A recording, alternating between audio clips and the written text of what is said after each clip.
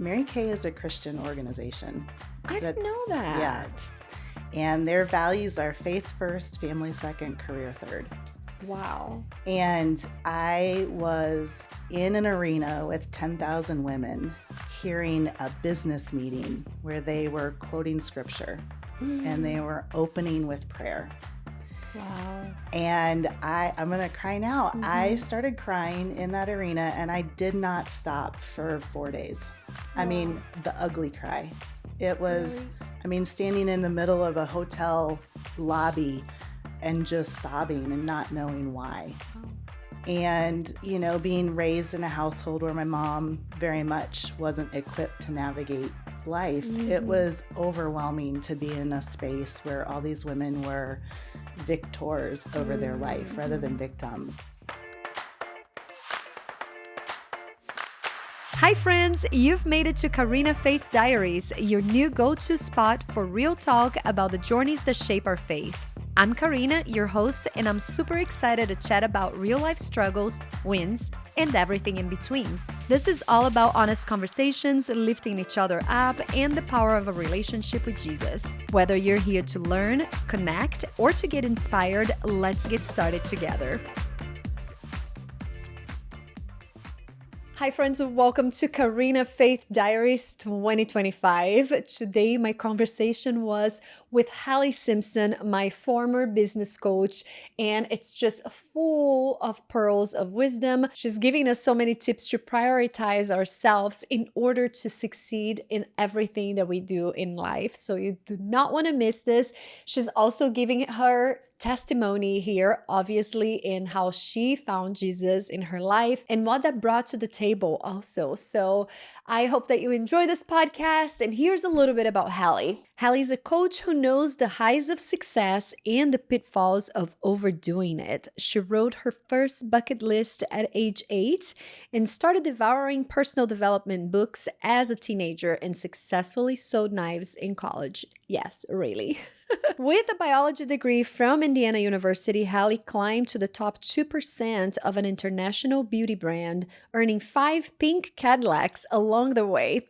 She recruited, trained, and coached hundreds of sales professionals, building a reputation as a trusted leader. But the hustle caught up with her, leading to a 2-year recovery from adrenal fatigue, a wake-up call that transformed her approach to success. Today, as a globally recognized professional certified coach, Halle helps business owners and leaders ditch the overwhelm and focus on what truly matters.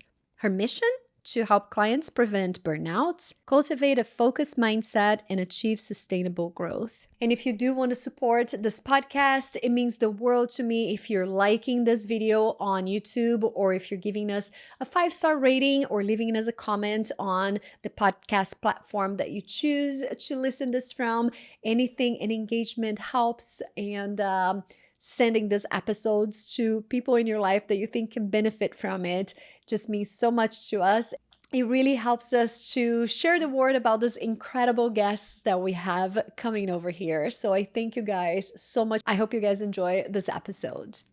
Okay, Halle, welcome to the podcast. Thank you. I'm so happy to be here. Me too. I'm super, super happy. We were talking a little bit off camera on how this is such a full circle moment for both of us, I guess, because Halle was my business coach for about 6 months in 2023.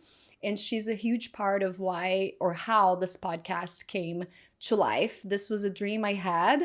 And when we started talking, she made me write down like all of my dreams and aspirations and things that I wanted to do with my life. And I was like, oh, I want to do this Christian podcast. And she's like, okay, what would it take? I'm like, well, wait a minute. I'm not ready to do it. it's like a dream, like those dreams that you have and never happen, or maybe like when you're 60, I don't know. And she's like, oh no, we're going to make this happen. And I'm just so grateful to you. So it's very exciting that you're sitting on the chair now. I know. I'm thrilled to be here with the tables turned.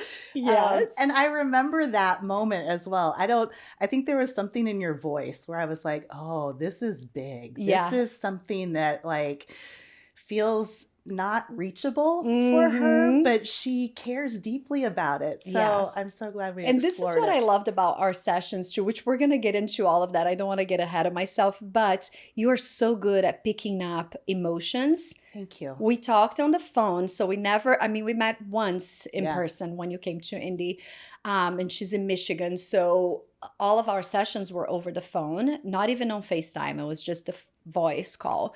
And you were so good at picking up the things that I cared the most about and the things that I needed to change. I was in a time that I was very unbalanced in my life. You know, I wanted to prioritize family, and my work was taking all of my time, and I had nothing left. And you helped me to get that back on track and make more happen. So just by prioritizing and everything. So thank you. You're welcome. Thank you. Okay, so tell me a little bit about you as a child before we get into all of the business side of Yes. things. I grew up, our family moved to Zionsville when I was 4, which is on the northwest side of Indianapolis, or I was 2 on the northwest side of Indianapolis. And, you know, we probably had a very typical like suburban upbringing. And I have a brother who's 4 years younger than me. And then my mom was a teacher. My dad was a salesman. And, you know, I was in sports and we went to church on Sundays, and it was something that we did. And that's where friends hung out. But I did not have like a personal relationship with Jesus at that point. Something that I am noticing as, you know, I get older is we... in the 80s and 90s, you didn't really talk about mental health. Oh.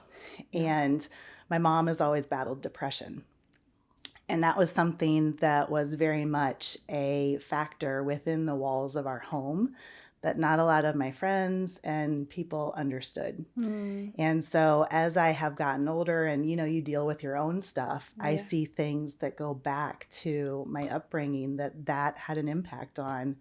And so that's, you know, Did she know it was depression? yes. She did. Yep. Okay. I've okay. never known a time that my mom has not been on antidepressants. Oh, wow. I'm so sorry about Yeah. And so that was just a part of my upbringing that, you know, there was very beautiful things and rich experiences and friend Yeah. groups and stuff. And then there's that as well, that, you know, the person who is battling the mental health, that's their journey. But then the people that they affects live with have their own journey with it. Absolutely. Absolutely. Yeah. I had a very close family member that battled that, and it was just such a struggle to watch, because there's nothing we can do. I know. There's nothing you can do. It's just something that they need to walk on, and it's I'm so sorry. But how was that? Did you have siblings growing up? I did. So a younger brother. Okay. And, you know, he and I are great friends today. We have conversations where we process a lot of, you know, what went on in our household together. And I honestly think that that's a major reason why I do what I do, because I started advocating for my mom at such a young age, and I wanted her to feel empowered and like she had choice, and that there were opportunities, and she just wasn't wired to kind of go after those things. And so it just feels really good to be able to support people Yes, as a 100%. profession who can do that. You just never know the experiences that will shape you, right? That you were able to walk on, and then you can do something later on. Is she still with us? She is. Okay. Yep. Is she doing well? You know, my Ups and parents are downs. they're in a good place. They're stable right now. Good. Yeah. During the Good. pandemic, my brother and I moved them into assisted living. So that was Oh, its that's so whole thing. nice. But they're in a good place right now. Oh, good. Yeah. Well, I'm glad to hear. So you said they were Christians, but not really, you know, kind of like lukewarm, would you say? Okay. Just Yeah. kind of like checking the boxes and Correct. everything. Okay. Yeah. So then how did you evolve? Like fast forward to like maybe your younger years. How did you find your faith? What was that experience? You know, I'm always grateful that I was part of a youth group. And I was part of it more so because that's where my friends were. And it was the social piece. And, So you know, important. yeah. And they went and did trips. And you know, so I did all of the caravans and the things and built houses with Habitat and loved that. But when I got to college, I just kind of threw all of it out the window and was, okay, I'm going to go. As a lot of people do, right? You know. Go a little cray-cray. They sure did. It's the devil years. That's what we say, right? It's like the time when the devil's like Let me try them. Yeah. And there's so much opportunity to be distracted, Yes. was fumbling and just, I knew that there was a hole in my heart and all the different ways that I was trying to fill it were empty, Yeah. With drinking, partying, and things like that, just like all the things. Yes. Yeah. Yeah. Being in a sorority and doing the typical Greek life at college. And, I had a really good group of friends who were many of them, they were raised around faith as well. So there was at least like that similar vein. Yeah. But a few of them were practicing, but not really. It's hard. I feel this, and I can say this with Bella, my oldest. Yeah. She's the sorority life right now too, and she has wholesome, great, faithful friends, but they're all doing the college life too. It's very hard to stand your ground, aside from a few ones that she's always like, Mom, I look up to this girl so much. She still is able to wake up and go to church and do the things, which she does too. But like you said, the seed was planted, right? Like you had experienced the church life and the social aspect of this. And so I think that's the really important thing that a lot of people don't have. So how did you reconnect? Like you went through. Oh, well. So I moved out to Denver after graduating college and job hopped, and within 3 years had 3 different jobs. So I just didn't know what, I was like, how do people know what they want to do when they grow up? What was your degree? Biology. Oh, that's interesting. Wow, that's my mom's profession. Really? So you went to Denver for a job opportunity or just kind of try something new? This just something new. A friend of mine, I wanted to go to Seattle because The Real World was out in Seattle at that point from MTV. And I love it. And then one of my friends goes, well, I'm going to Denver. Do you want to come? And I said, yeah, let's go. I love that. I love the freedom too, that we don't have anything to think like, let's experience. At that point, when I was out in Colorado is when I got into Mary Kay. And it wasn't something I was seeking out, but it found me. And I went to our very first conference, the first conference in Dallas, Texas. And Mary Kay is a Christian organization. I didn't know that. Yeah. And their values are faith first, family second, career third. Wow. And I was in an arena with 10,000 women hearing a business meeting where they were quoting scripture and they were opening with prayer. Wow. And I'm going to cry now. I started crying in that arena and I did not stop for 4 days. I mean, the ugly cry. It was, standing in the middle of a hotel lobby and just sobbing and not knowing why. Wow.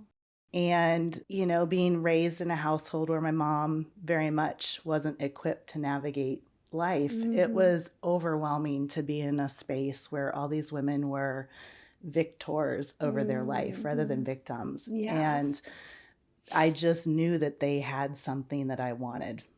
And so I came home from that conference and I grew up Presbyterian. And so I opened the Yellow Pages, which still we had at that time, and looked for the closest Presbyterian church to where I lived and went the next day. And and I think I cried on Sundays for like the next 5 years at church. Wow.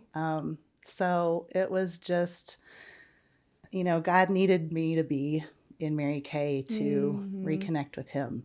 Yes. And I was so grateful to have been surrounded by women who were not just business mentors, but like big sisters and spiritual leaders, and just healed me in ways that I needed to be healed. Wow. So Praise Jesus. I know. That's amazing. He puts us in places sometimes that's like, who would have thought? I didn't know that about Mary Kay. Yeah. Wow. Wow.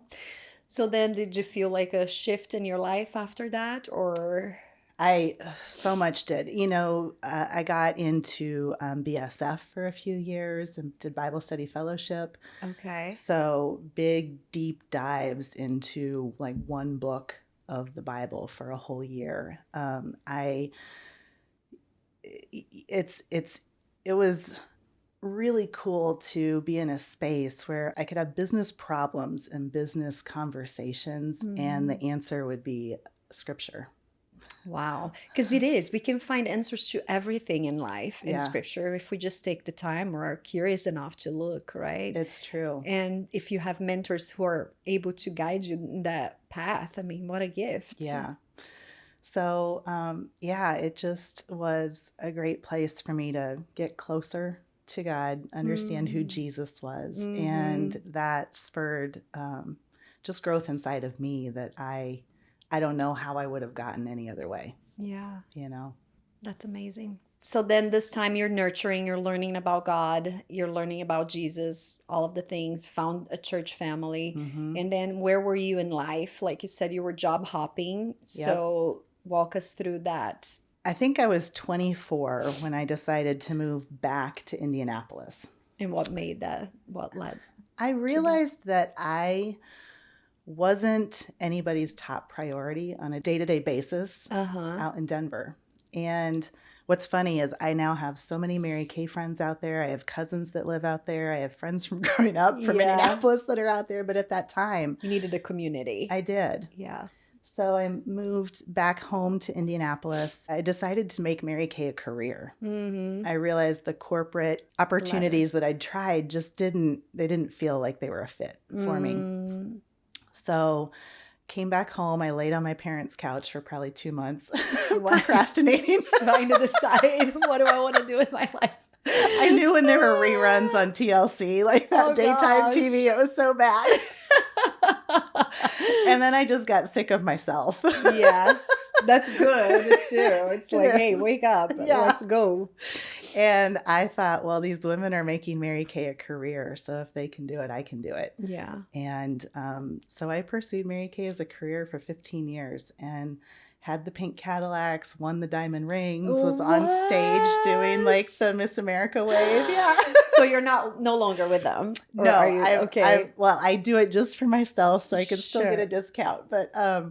yeah, it turned into a career. And I was a single woman. And the idea was to build this so that when I met the person and had the family, I could be there and Keep raise on children. doing it. Yes. Be there for your family. And then that piece never happened. Oh, so yeah, tell us about it. So you just never like... Yeah. I dated some direct sales organizations and the ones that I've been a part of. There is, a hustle that happens. Absolutely. And entrepreneurs, there's a hustle. Yes. You're creating something out of nothing. Yes.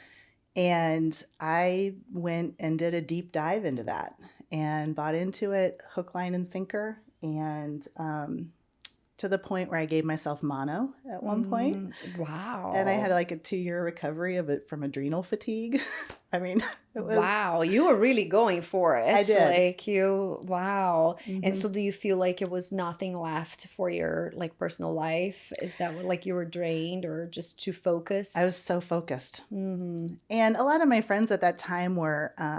they were meeting their person and starting families. And so they were sort of like pulling back and creating their own life with somebody. And so the social interactions that I had been accustomed to were just much more limited. Yeah. So, so when you went on dates, you never met someone who you thought, oh, I could see this going somewhere. Maybe I should pull back. No. Okay. I had a lot of first and second dates, not a lot of third dates. Wow. Yeah. That's interesting. And you were such a businesswoman, like driven too, that I feel like it's like you probably wanted that in a man. Is that fair to say? Or were you didn't really have a...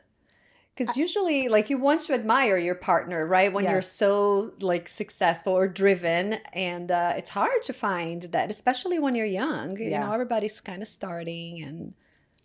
Yeah, I definitely was. I'd been surrounded by people who thought that way and were wired that way. And that's what I understood. I've learned more things about myself and how I show up in relationship that I just didn't know at the time. Yeah.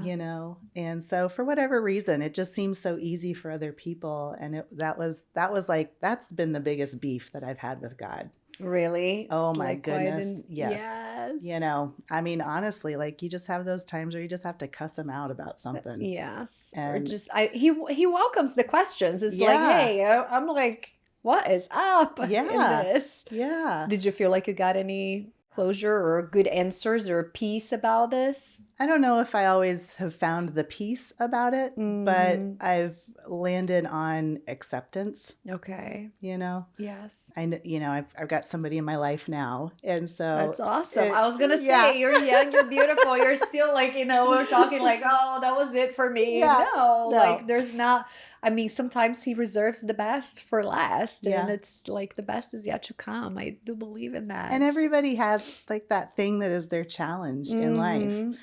And this is mine, or has been mine. Yes. And I also, part of my own learning has been, how long am I choosing to cling on to this is my challenge. Like I'm holding on to it for a reason. Yes. And I have to be willing to let it go. Yes. And the identity that I hold about myself that is part of this. And so 100%. yeah. And I love that you didn't let go of your relationship with him because you didn't get something that you wanted to, which I think sometimes we do because we're like, I don't know, for many reasons. And I think it says a lot about who you are that you're still like, hey, I'm not happy with you right now, but I still love you. And I know that you love me. I think that's the most things. Like he loves us so much, and what he wants for us is so much better than what we want. And I do struggle with things like this too, which is, I have all of my goals. Here's my list, God. Let's make it happen. Yeah. And he's just like laughing. Okay. Sure.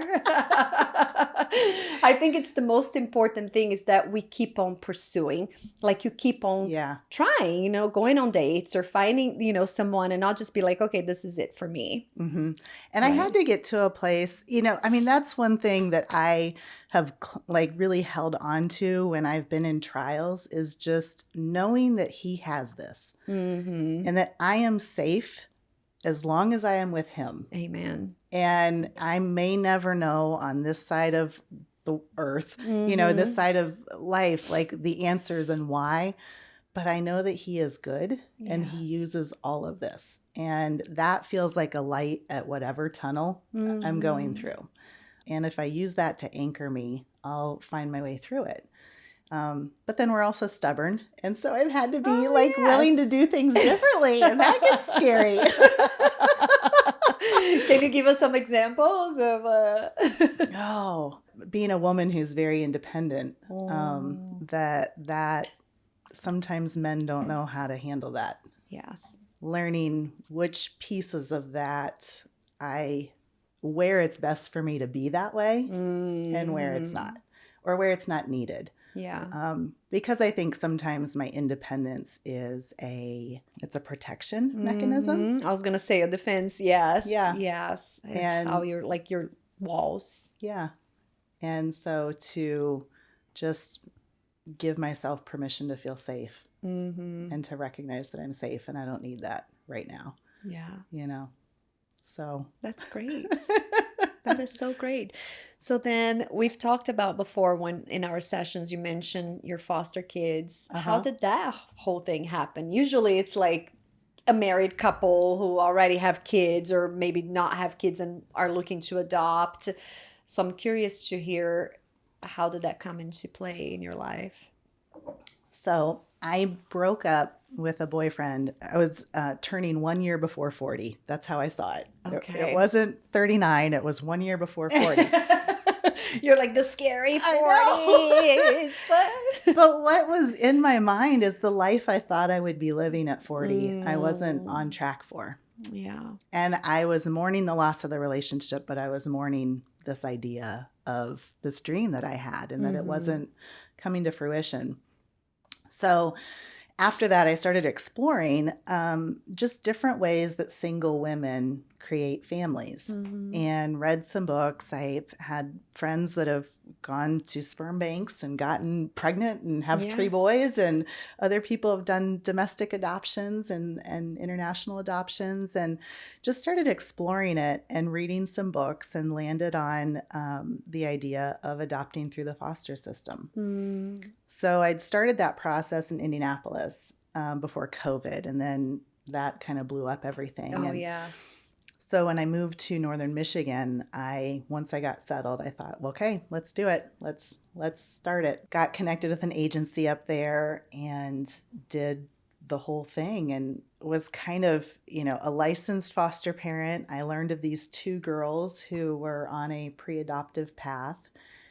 And I felt like I was standing at the edge of a cliff of like, okay, here it is. We're gonna jump. Mm-hmm. Yeah. So last year, had two sisters live with me for 6 months. How old were they? When they moved in, they were 4 and 11. They have had a lot of that they've been through then at that point. Yes. Okay. Yeah. Yes. Very tough. And I was a newbie. Sure. Had no idea what just came in with your heart. Let's do this. I'll be your mommy. That's the idea I had. She was like, yay. As they were with me, I learned the complexities of their case, and it was, I felt like the learning curve was so steep. Just not having been a parent myself, I didn't have a lot of the typical tools in my tool belt. Yes, yes. And then getting to see, trauma and how that impacts kids, and just these kids are born into this situation that they didn't ask for. And then for the rest of their lives, they're going to be trying to overcome. Yeah. And may not want to overcome, but just not know any different, So when you said they were like the pre-adoptive, what does that mean? Like the parents could not take over? Because I know that the goal of fostering is to keep the kids safe until the parents are able to take over, right? Yep. So what does that mean that when it's pre-adoptive? So once the biological family has been given opportunity after opportunity after opportunity that they have not been able to meet the expectations of, then eventually the case might be considered of terminating their rights. Okay. So the girls were in a situation where that was on track, and there was a trial date set for terminating the parents' rights. Wow. Prior to that happening, I was starting to realize as a single woman what a 4-year-old and 11-year-old who had been through what they'd been through really needed. And I was starting to get very honest with myself that I can't sustain this long term. I went to the agency and I said,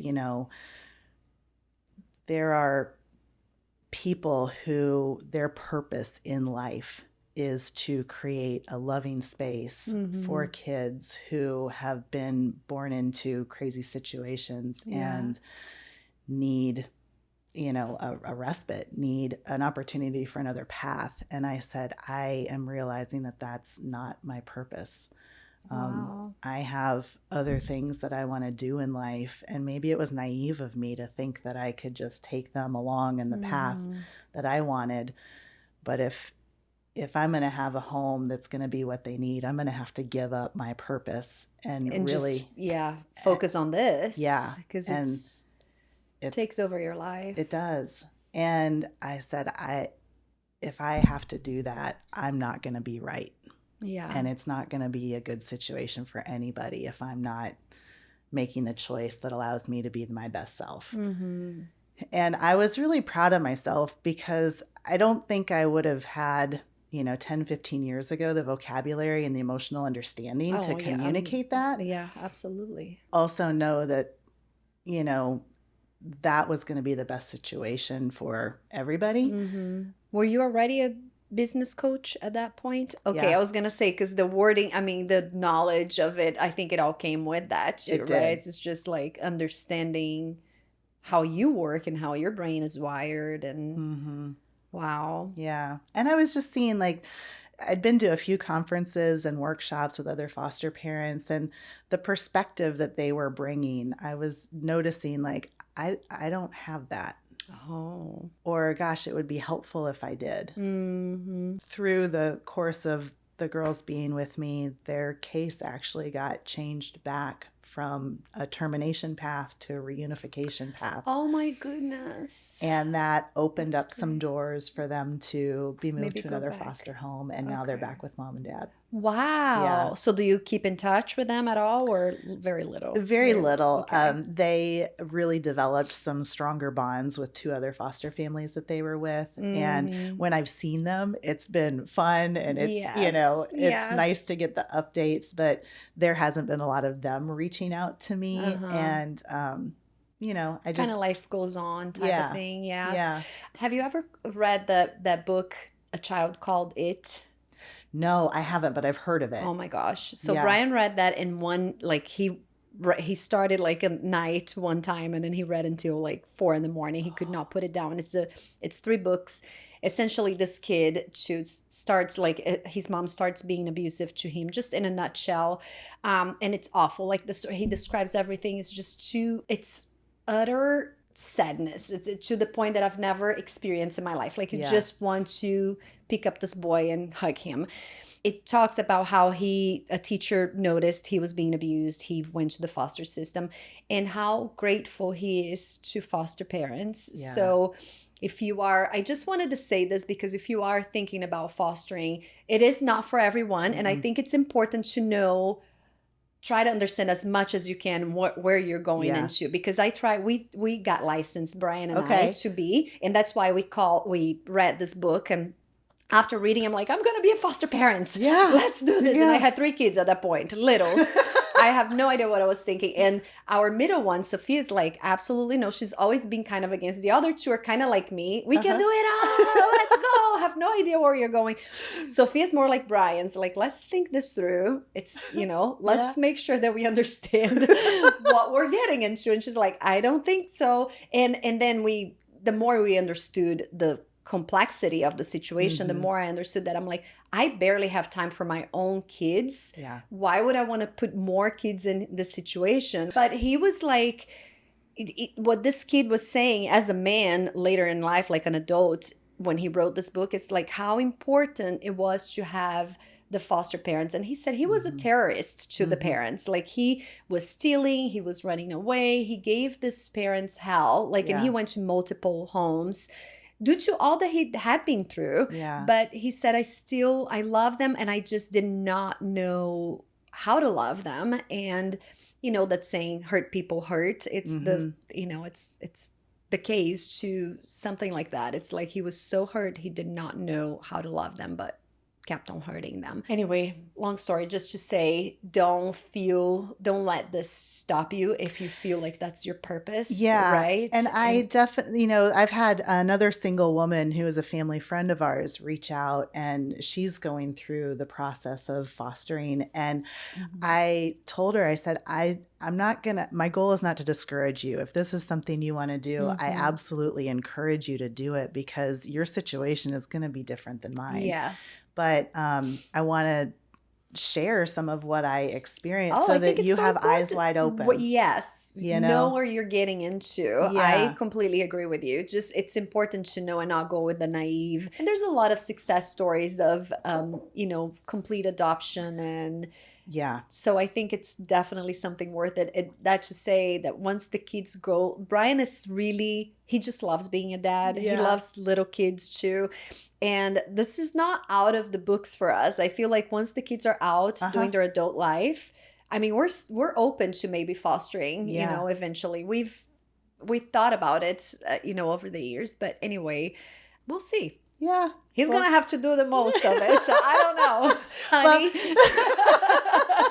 And the other, like reflecting back on it, I am so grateful. I'm proud of myself that I did it. I know that I gave the girls a safe, warm, place where they had experiences that they never would have had otherwise. And I also feel like all the other homes that they were in, it was not a single woman doing it and figuring it out. And so there may be pieces that they experienced or that they won't recognize until 10, 15 years from now. Yes. And so And I learned things about myself I never would have learned any other way. And it was such a period of growth for me as well. So I'm glad I did it. And too. I would encourage people, if it's on your heart, do it. Yeah. I mean, what a cool thing for them to see an adult woman, who's running her own business, doing it all, and that teaches them that they can do it also. Yeah. Like they can be independent and not rely on a man, on a partner. Yeah. Right? That's amazing. I love that Thank story. you. What do you feel like your testimony is in all of those experiences that you have had in your life? So there's a difference between self-confidence and self-esteem. And self-confidence is like your ability to perform or to, achieve. And self-esteem is your self-love. Oh. And I had self-confidence growing up. I didn't have self-love. Oh.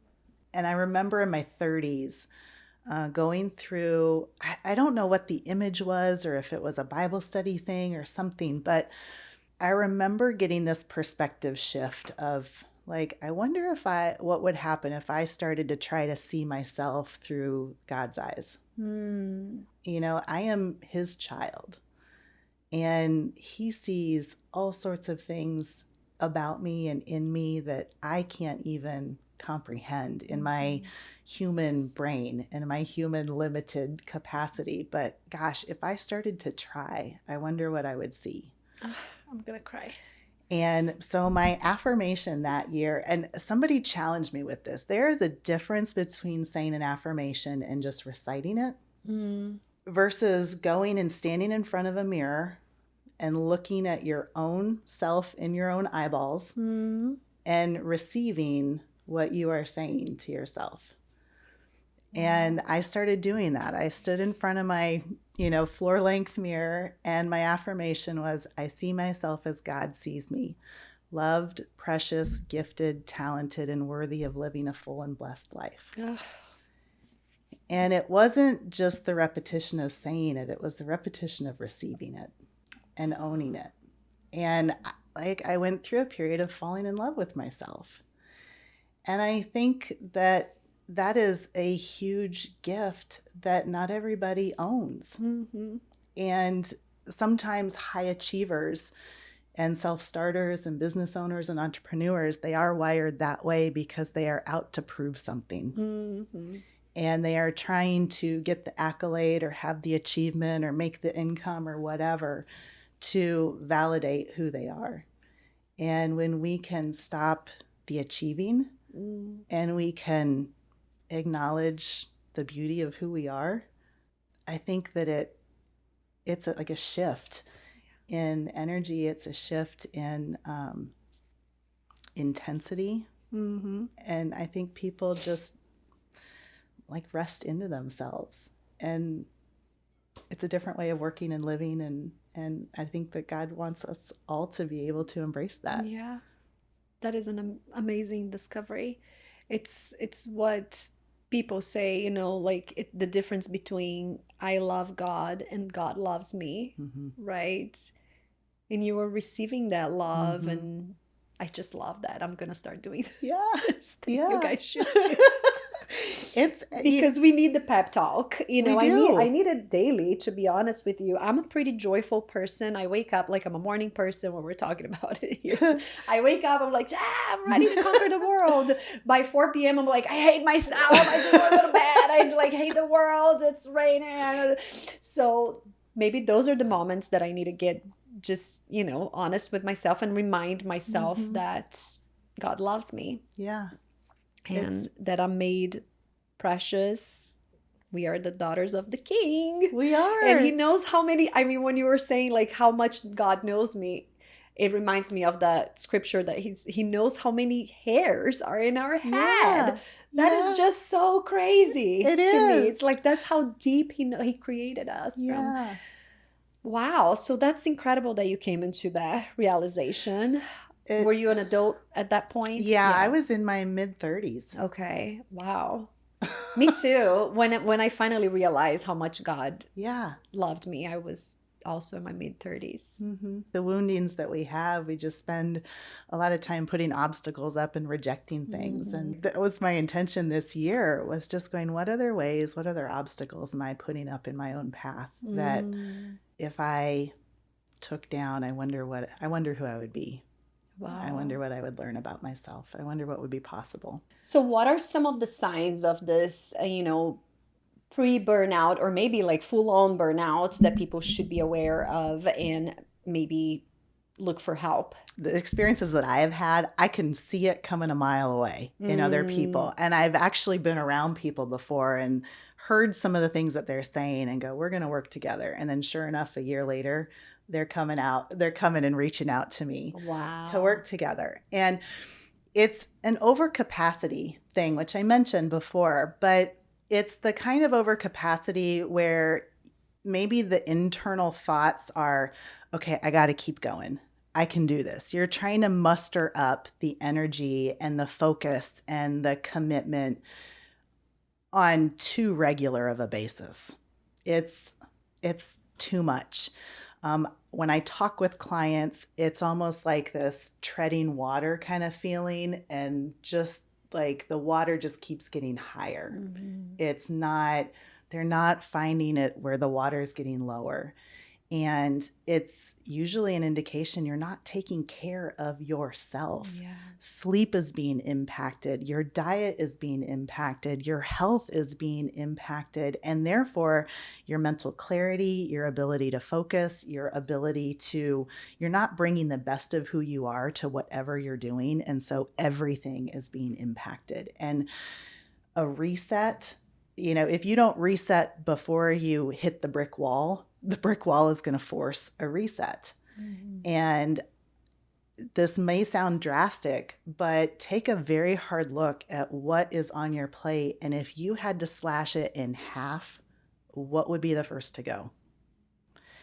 And start taking some of those steps, because if you don't choose it now and you continue on that path, you're going to be in a situation where it's starting to get chosen for you, and you just have to take it as it comes, because you're in burnout. Yeah. And how did you recognize in yourself when you went through it? I didn't. That was the hard part. You hit the brick wall. I hit the brick wall. Wow. I was so locked in on a Mary Kay goal. I was waking up at 6 o'clock in the morning, going full force. I was McDonald's drive-through as my regular meal. I wasn't exercising. I don't think I ate vegetables regularly.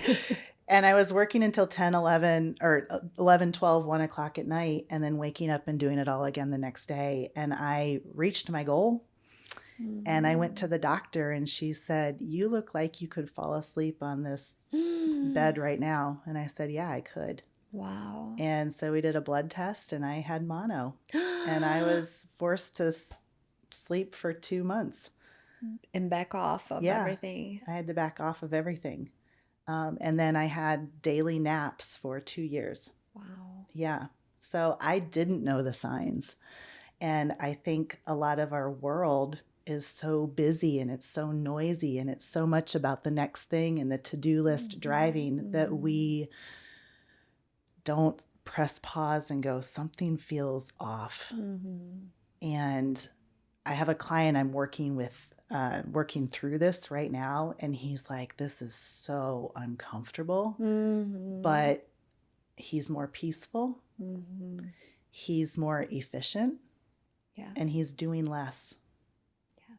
And it's this beautiful countercultural shift that we can all benefit from in different seasons. Well, when I started working with you, I remembered that I had just decided to take a Sabbath, and we talked about this, like how difficult it was, and it solidified to you. And I know one of my friends, Kathleen, after she went through with you, she's taking a Saturday off too. Yeah. We are told by the world that the more we do, like the busy, it's a status, like, oh, you're so busy. Wow. Yeah. You must be so important. And the truth is, it's the devil's trap for us to just not do the things that are important, not take care of ourselves, just go for the next thing. It's not going to bring us joy. Like I've been there too. So you can attest to it. You met your goal, and you got yourself sick. Yeah, I did. So that was the price Yeah. you paid, and thank God you recovered, but Yeah. some people can't, right? We're just going through all of this, and so it's so important to just take a step back and reevaluate. And I feel like you can offer that from a standpoint of like, I've been through this. Yes. Right? Yes. Like I have really experienced it. So as a coach, as a business coach that you are, and all the tools that you have, can you offer us some ideas of like people are feeling stuck in their lives? Just some tools that people can get on their own, or how they can get out of that stuck mode that they're in. People come to work with me because they're in a place where whatever tools they're used to using in their own tool belt to move through trying situations, they're not working. And it's like, okay, I need something. Yes. This is not fun. Yes. And so they come to me with a situation or a scenario that they're like, help me fix this.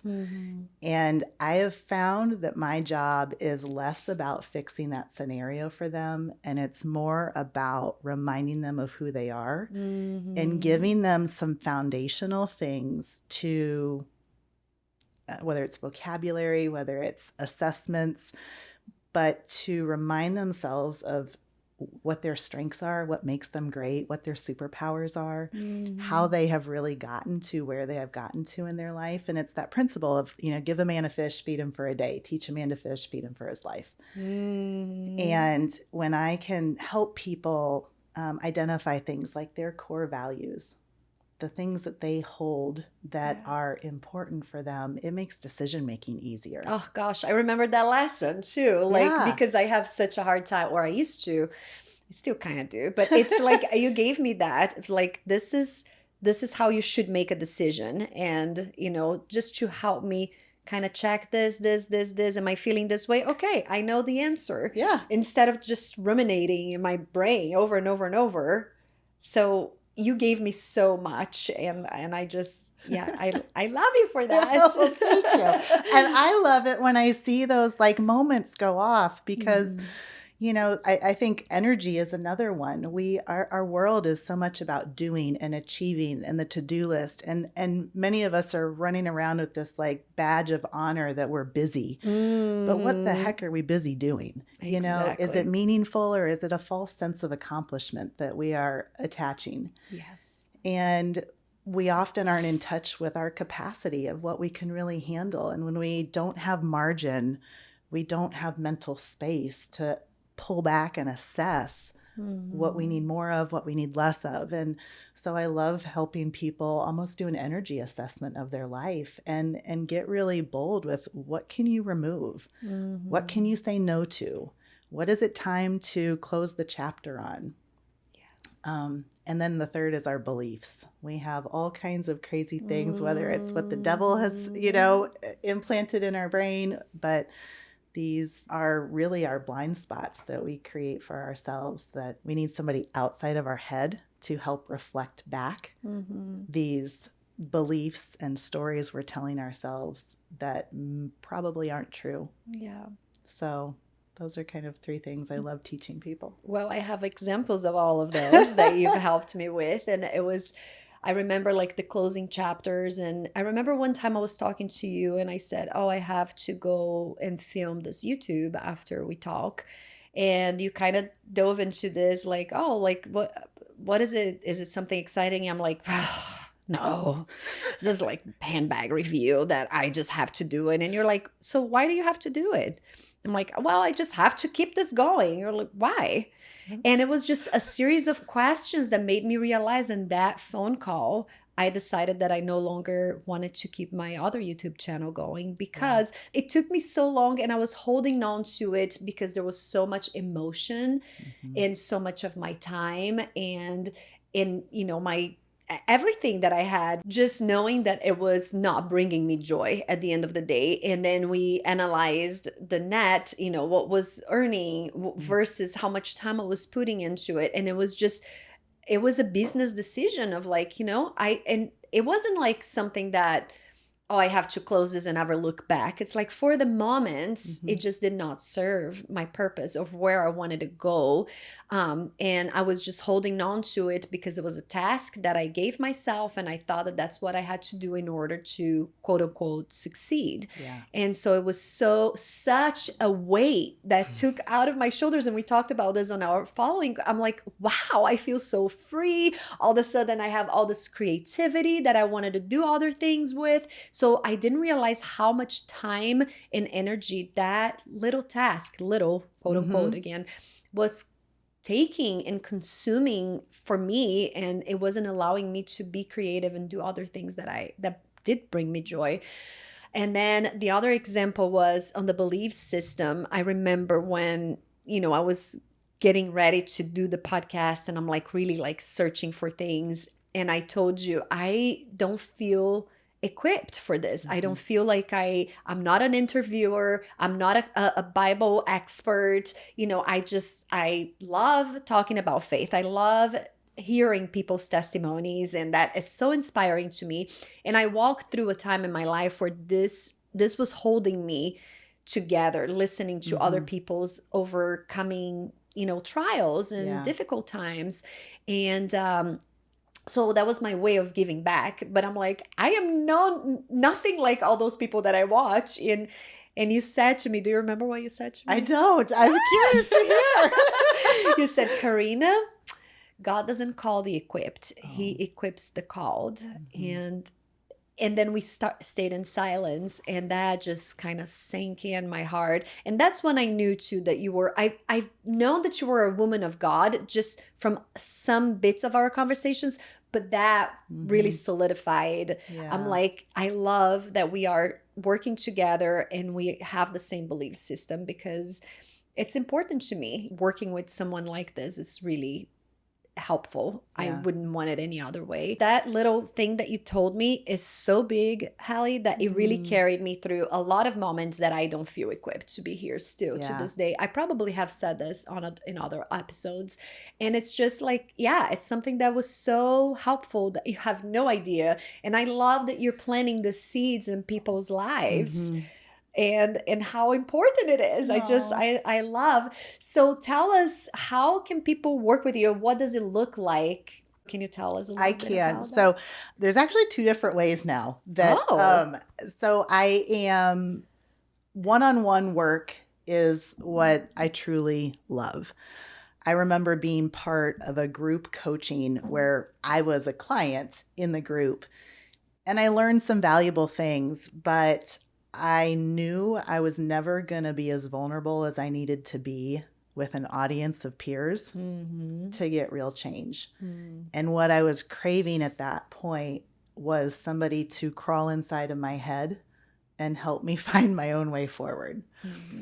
So the one-on-one work I love doing. And I do, reach out to me. I love setting aside time to hear first like an overarching snapshot of what's going on, and then also give people a chance to experience coaching. And let's see if there's some synergy, because there's times where what the client needs, I am not the person. So you can kind of guide them that way, like this will be a better path for you. Yeah. And then the second is some of the exercises that we talked about, the core values ones, the energy assessment, the beliefs. I know that there really are people that just need some tools like that to kind of get them through, like over a little speed bump that they're experiencing. And so I've created a mini course that gives, can be done in an afternoon. I was like going, well, when people are ready to like tap out of, whatever they're doing, what do? They go play golf, they go get a mani-pedi, they take themselves out to lunch, they, press pause on whatever for the day. And so I wonder if I could put something together that could be much more transformative than just an escape, that somebody could do in an afternoon and learn some things about themselves that could really help them move forward. So I've put it all in a mini course.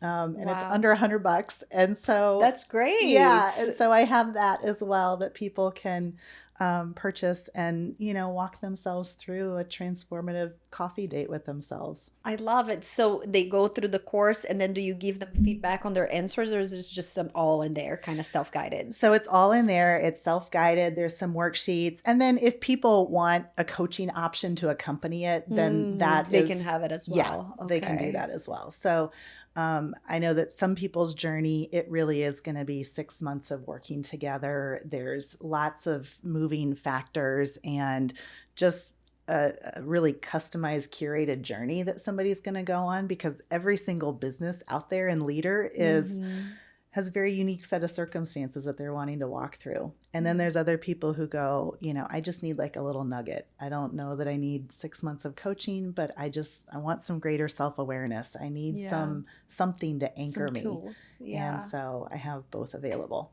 That's great. When did you decide to have that other option? Just in the last month, I put it together. I can see a lot of change there in your socials. Sure, you're like, I'm going to show a little more day to day.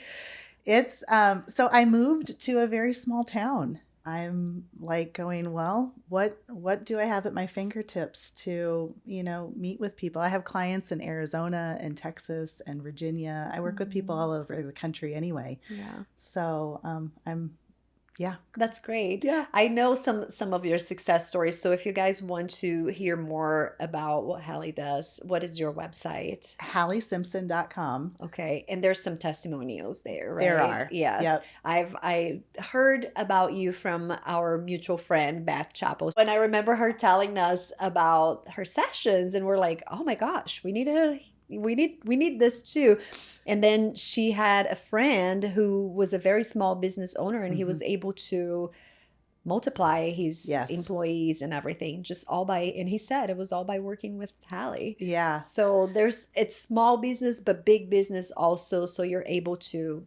Yeah. My clients tend to be, like the hometown kind of Main Street business. So I've worked with general contractors. I have a couple pest control companies that I worked with. I've done attorneys and custom pool companies. Wow. So it's not industry specific. What I work with is the human side of business.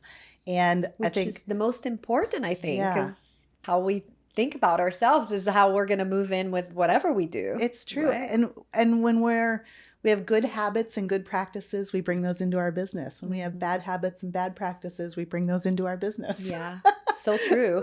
If you guys want to maybe work with Halle or explore some options of what she can do for you, you can always go to her website at hallesimpson.com. Anywhere else? And check out my Instagram now. I'm learning that. So. Yeah, so you're doing like daily updates and trying I hired a mentor. Oh. So I don't know. Fun. We'll see. That's amazing. I know. I love you. I love this. It's okay. Okay, great. Are there any like top books that you would recommend for people like wanting to start getting to know themselves or business related? So I know you have gotten on this bandwagon, but John Maxwell was one of the first. Yay! Heather, she's just like, no, rolling her eyes. He is so amazing. Yeah, I think the first book I ever read of his was The 21 Irrefutable Laws of Leadership. And is it great? It's great. Yeah. And it's so, the way he speaks, it's so digestible and easy to understand. So that you can't go wrong with anything in his library.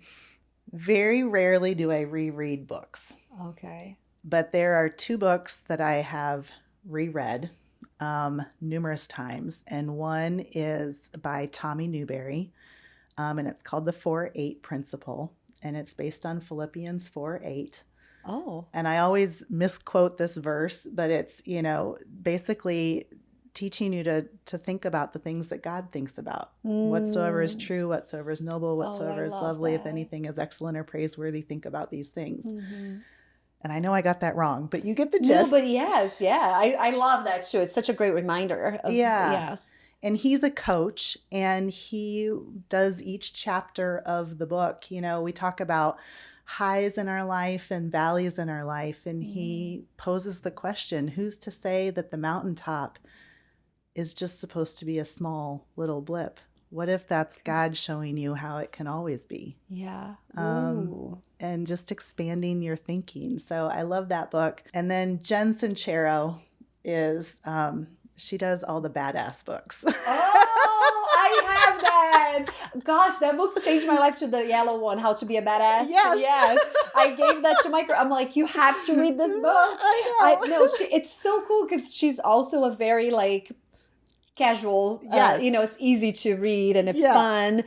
And she poses that. So yeah, what's your thoughts on just... No, there's so much humor laced in what she's saying, but it's also very, she does a great job. You're a badass at making money. She does a very great job in that of outlining how our brains work. And she doesn't do neuroscience speak, but she delivers the principles of how your emotions play a role and things that you need to really transform your thinking and rewire your brain. And so I love it. I've probably listened to it 10 times. That's cool. Yeah. I need to get it. It's in my garage actually, because I cleaned out my books. I'm like, I need to get rid of some of these books, and Yeah.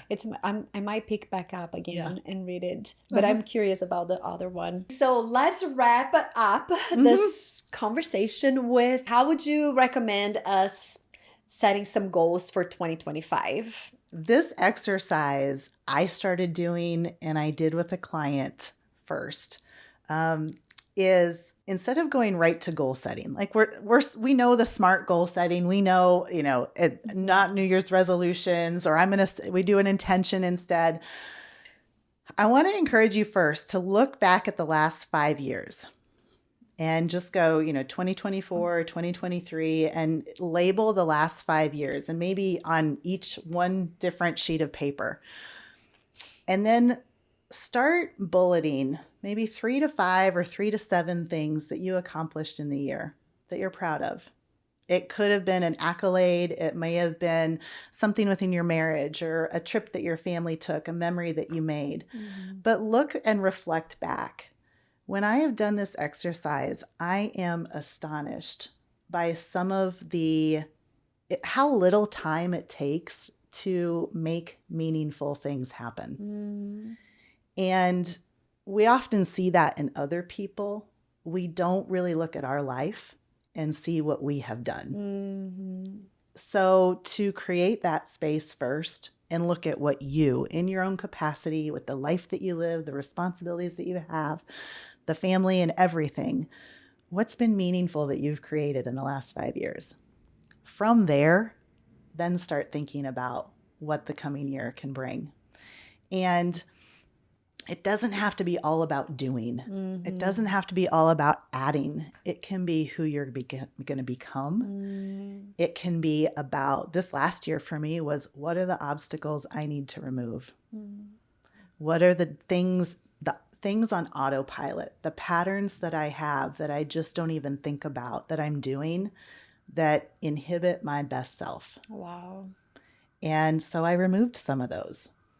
And it was an astonishing first 4 months of self-discovery and learning things about myself, tendencies and patterns, and doing a deep dive into my own emotional journey and my own experience of emotions that was really like my big win from the year, which may not be meaningful for other people, but gosh, it's meaningful for me.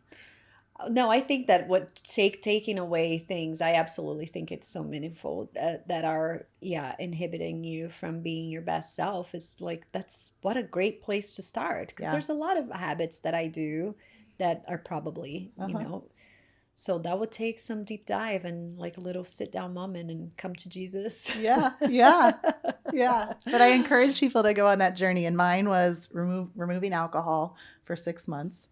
Did you do it? Are you going to keep on doing, or?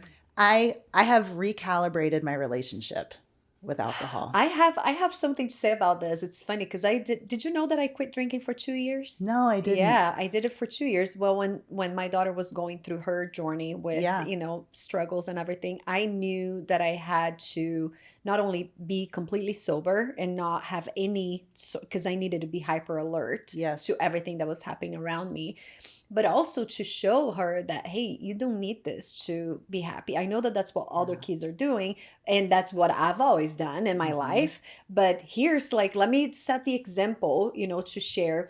And that's just something, it's so interesting because my mind was so clear. I was a completely different person. It's a struggle in the beginning until you figure out what to order in a restaurant. One thing I found about myself was that I was not as social as I was before, drinking. And that was kind of like, I missed that. I missed the social aspect of drinking a lot. And I'll tell you, this is a slippery slope because I went back to it when I took my first trip to Paris in 2022 with my daughter Bella. And I was like, I'm going to have some French wine. I'm sorry, this is it, but I'm just going to have that. And then I was like, well, anytime I travel, then I can drink. I just started putting like some like little rules for me, but it sort of all goes down the window. I feel like I have a much better relationship with alcohol right now, knowing that I don't need that to, I don't need to have a glass of wine to watch a movie. And that's kind of like how I was before. I always had to have a little, it's like a relaxing thing at the end of the day, whatever. That just puts so much into our bodies that we're not, aware of. It's just not, you're so much better without it. Yeah. That's what I'm trying to say. Like your mind is more clear, you're more creative and this and this and that. So I do believe that changes, but I kind of want to do it again. Yeah. Like, I think it's just a great reset, and we're definitely better off without it. And I think I'll add this one caveat, like, whatever it is that you're considering removing, it doesn't have to be a permanent thing. Forever. Don't think of it as a forever thing. Just try it on for a first 3 months, for a month, for 6 months, for a year. Try it on and see what you learn, see what it shows you. Because if you're identifying it as an obstacle, removing it or changing your relationship with it will teach you something. Yes. And that's what you're really after. Yes. Would you like to say a prayer? I would. Okay. Yeah. Let's do it. Okay. Heavenly Father, thank you so much for how you bring people into our life, that whether it's for a moment or a season or a lifetime, that are just meaningful. Thank you for this full circle moment. And I just want to pray over everybody who's hearing this, that you show them what they need to see from spending this time with us today, Lord. You have a journey, you have gifts for them within this, Lord. And I just pray that they recognize what that is and that they take a step of boldness and explore that in whatever way you show to them that exploration needs to be done. Lord, I pray for the year ahead. I pray for just us to receive all the amazing blessings and experiences and moments that you have for us. And I am just grateful for this time today. I want to lift up Jesus in your name. Amen. Amen.